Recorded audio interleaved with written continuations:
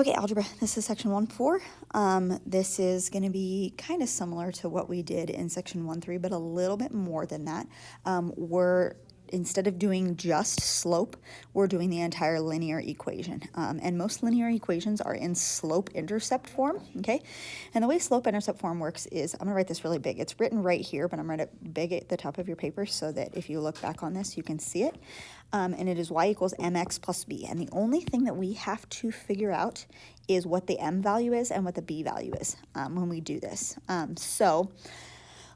M stands for the slope, okay, and that is what we were finding in section 1.3, and B is the y-intercept, hence the name slope-intercept form. Hey, there you go. So the majority of this chunk or this section is going to be writing equations that look like that, okay? Homework assignment, there's 7 problems. They look like this, and I think at one point I had like 10 through 34 by evens or something. So cross that out and write that down for homework assignment, page 32. Okay, we will turn in tomorrow 1.3 and 1.4 homework. We'll turn those in together. So, all right, so slope-intercept form, y equals mx plus b. We have solved for y before in class, and some of you guys like get used to writing it like, for example, y equals 10. Let's say minus 3/4 x or something like that. Some of you will write it like that, and I am going to strongly encourage you to flip these two around to get used to writing the x first. So like if that was the example, it would be negative 3/4 x plus 10. Get used to writing the x in the first spot so that the mx comes first, okay? And again, this was just an example that I made up on my own. You're like, where does that come from? I just made it up, okay? So get used to writing that x first. Okay, so here we go. Example 5. They give us a linear function, like this is a straight line right here, and they say write the equation in slope-intercept form. So I want y equals mx plus b, okay? So what I need to do is I need to find the m first. I usually find the m first, okay? So I start at, let me erase this so I can see my points here. This guy right here is at -4, -1, okay? And here is at 0, -2, okay? So for slope is that rise over run, okay? And so we're trying to figure out rise over run. Well, it's going down, so it has a negative rise. And so it's going down 1 and over 1, 2, 3, 4. So down 1 over 4, the slope is going to be -1/4. And I'm going to put that in this spot. -1/4 goes there, okay? And then the b value is going to be the y-intercept. So this is the y-axis right here that goes straight up and down, the y-axis. And the y-intercept is where it intersects the y-axis, okay? So it's going to be the place where he touches that line, which is at -2. So the b value is just going to be -2. And then I write my whole equation out. Y equals -1/4 x. And then plus a -2 or just -2. And that's what your slope-intercept form will be. Okay? That was just going off of that line. Okay? Now, this next box is incorrectly labeled. This is slope-intercept form. It should not be. This is actually something called point slope form. And it looks like this. But I typically don't like to write stuff in point slope form because most of the things that you'll see like on the ACT or on MAPS testing or like just in general, you will usually see it in slope-intercept form. So what I'm going to do is I'm going to cross this off, and any time on your homework assignment, anytime it says point slope form, you are going to ignore those instructions and you're going to use slope-intercept form instead because we like that better. You're going to use slope-intercept form instead, okay? And there we go. All right, so this one, write the equation of the line through 6, -2 with a slope of -4 is the next one, okay? So again, we're not going to use that point slope form. We're going to use slope-intercept form, okay? So I always start by writing what slope-intercept form is. Y equals mx plus b, okay? And they give us 2 pieces of information. So 6, -2 is a point, and then -4 is the slope, okay? Well, the slope is what m is, so I know that m is -4, and I can put -4 in for m. It goes in that spot, right? And then the only other thing I have to do is find the b, except they don't tell me what b is specifically. They give me a point right here, 6, -2. Okay, so what I can do is I can take this 6 and I can plug it in for x, and I can take -2 and plug it in for y. So let me show you what that looks like, okay? I know that the y coordinate is -2, so I'm going to put -2 here, and I'm going to put 6 in this spot, all right? -2 equals -4 times 6 plus b, okay? I'm plugging 6 -2 in for x and y. Here's x, here's y, all right? And then I knew that m was -4, and I'm going to use that information to find the b value. So -4 times 6 is -24, and what I can do is I can add that 24 to the other side, plus 24, and -2 plus 24 will give me 22, and that's equal to the b value, okay? And then I know that m is -4, and b is 22, so y equals -4x plus 22. I switch it back so that x and y are, in the equation, and I have my numbers, and there we're good to go.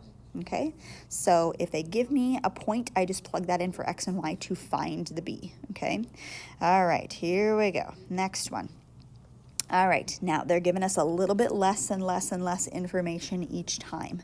So on example 7, they're saying write an equation of a line passing through each pair of points, okay? Write the equation of the line, okay? I'm going to start my equation of the line with y equals mx plus b, okay? And you always need to find m first, okay? Except they don't. Like up here, they gave me m was -4. Here, we found m from the graph, right? Here, they don't give me m. But how do you find m from those 2 points, right? You do y2 minus y1 over x2 minus x1. We did that in class the other day. And I can do that with this stuff, okay? So I'm going to plug stuff in. This is my second y coordinate, and I'm going to subtract this number. So I have -3 minus 7 over, and then I'm going to do my other one, which is 3 minus a -2. 3 minus -2, okay? All right, -3 minus 7 is -10 over 3 minus a -2 is 3 plus 2, which is 5. And so my slope is -2. So now I have the m, okay?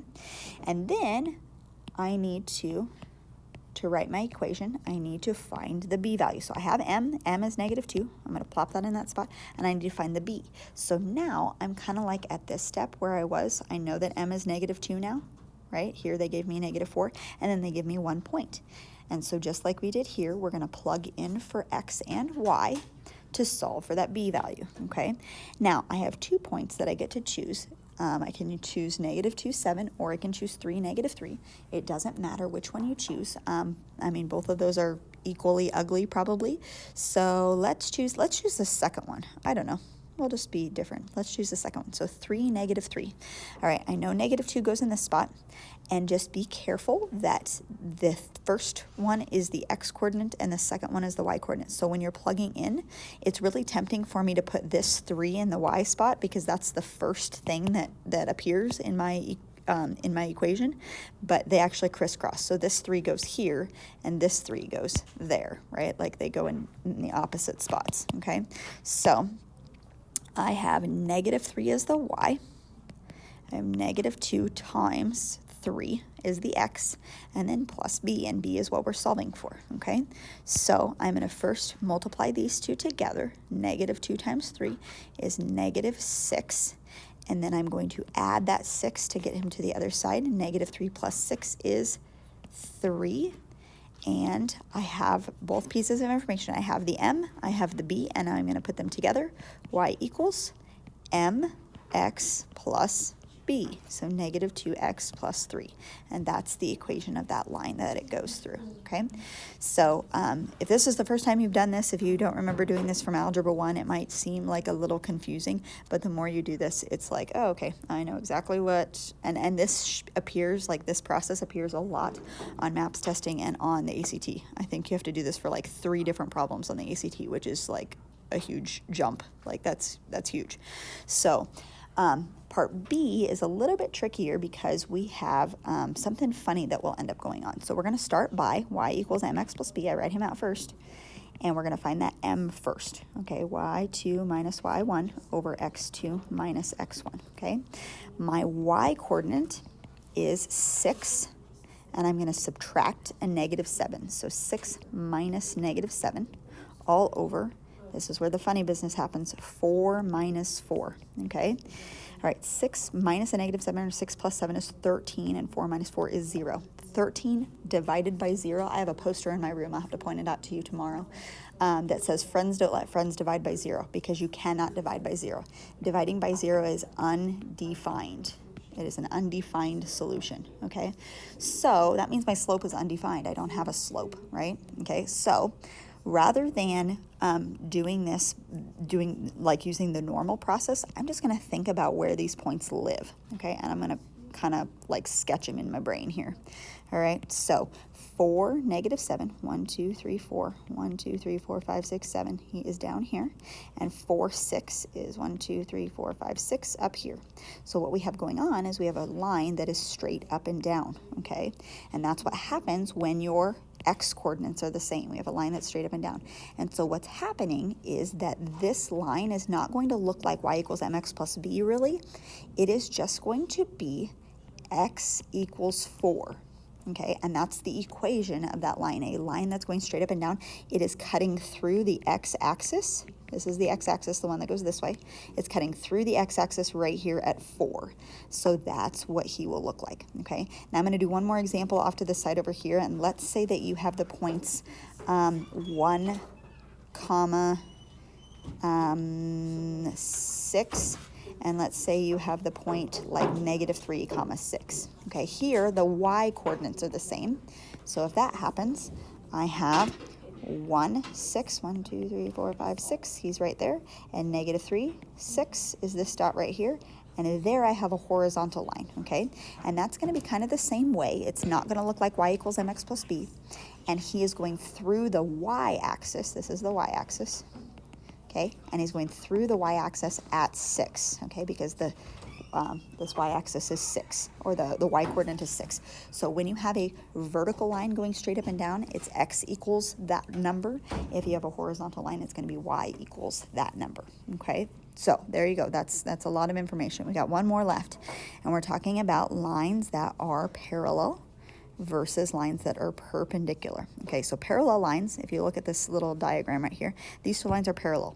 They are like slanted, I guess, the same direction, okay? And the thing that occurs with parallel lines that you need to remember is that the slopes are the same. They are sloping the same. Each one of these equations has a slope of 2, right? That's the m value.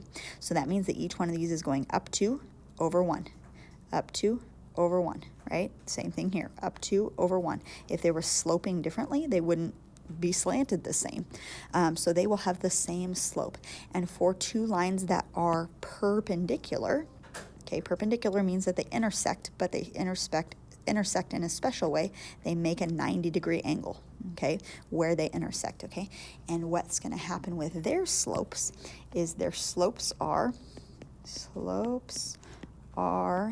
negative reciprocals, okay? What the heck does that mean? Like 3 as a fraction is 3 over 1. And what I do is I make it a negative reciprocal. So 3 over 1 is positive. I'm going to switch it to be negative, and I'm going to flip it to 1 over 3. Okay, that is a negative reciprocal. Okay, another example would be like, let's say, -3/4. Okay, if I do the negative reciprocal, it's already negative. So what I'm going to do is I'm going to take the negative off and make this positive, okay? And I'm going to flip it to 4/3. Okay, so that would be a negative reciprocal. Let's do one more. Let's do -1/7. If I make him positive now and flip him, he'll be 7 over 1, or just 7, okay? So that's kind of how the negative reciprocal thing works. All right, so here we go. I got one more example. Write an equation in slope-intercept form of a line that passes through 5, -6 that is perpendicular to the line with the equation of this. Okay, now I'm going to switch this a little bit. We're going to do a little bit more work. Sorry. We're going to do a parallel line, and a perpendicular line, okay, because I know you'll have to do one of each on your homework assignments. So we're going to do a parallel one and we're going to do a perpendicular one, okay? So what we're looking at is this original slope, or this original equation, and we're looking at the slope of that, okay? This guy is your m. That's my original slope. So I'm going to say original m equals -3/2, okay? If I want my line to be parallel, I want my m now to be also -3/2. Okay, if I want my line to be perpendicular, I'm going to do the negative reciprocal of that. So he's already negative, I'm going to change him to be positive, and I'm going to flip these two around, so make him 2/3. Okay, all right, and then the one thing that I want you to also do is in this original equation, you have this +7 here, okay, and we have to decide what to do with him, right? +7, like where do we use that at? You do not use it ever, and you're going to cross him out, and you're going to like almost tear a hole in your paper crossing him out, because you do not use him ever when you're doing parallel and perpendicular lines, because your b value is going to come from this 5, -6. So I'm going to put him down here, 5, -6, and 5, -6. Those are going to give me my b values, okay? All right, so when we're doing y equals m, which we know is -3/2 x plus b, we're trying to solve for this b, and we're going to plop these guys in to the x and y spot to solve for b, okay? So -6 goes here, -3/2 times 5 goes there, plus b, okay? All right, now the ugly thing is that -3/2 times 5 is like 3 times 5 is 15/2, right? So this would be -15/2, which is -7.5. So we're going to say that that's -7.5. And what I'm going to do is I'm going to add 7.5 to get it to the other side, so I have b solved for. So b is going to be -6 plus 7.5, which is 1 1/2. That's what b is, all right? And I've got y equals -3/2x plus 1 1/2, and that's my parallel line. That's going to have the same slope as what this one does up here, okay? All right, the perpendicular one, I'm going to use a slope of 2/3, okay, which is also going to be ugly. Why do we have such ugly numbers? 5, -6, yuck, yuck, yuck, yuck. Okay, so we start with y equals 2/3 x plus b, and then we're going to plop these guys in to the x and the y to solve for b. So -6 goes here, 2/3 times 5 plus b. Ugh. All right, this is like 5/1. 2/3 times 5/1 is like 10/3, which is 3 1/3. Yuck, yuck, yuck. All right, I'm going to do -3 1/3 to get it to the other side. Okay, -6 minus 3 1/3 is -9 1/3 is -9 1/3, and that's what that b value is going to be. All right, and the last thing I do is write it all out. So y equals, my m was 2/3 x, and then my b is -9 1/3, so I'm going to do plus a negative or just -9 1/3, and that's what he will look like. Ugh, those numbers, these b values did not come out to be very nice. Yuck, yuck, yuck, but that's what they are. So parallel, perpendicular. That was a lot of information all on one sheet. So if you need to go back through and look and see again some of those examples, go for it. But those are your 7 homework problems. Try to work through those. If you need to work together or like collaborate and figure out what's right answers and stuff, you just go right ahead and do that. Okay?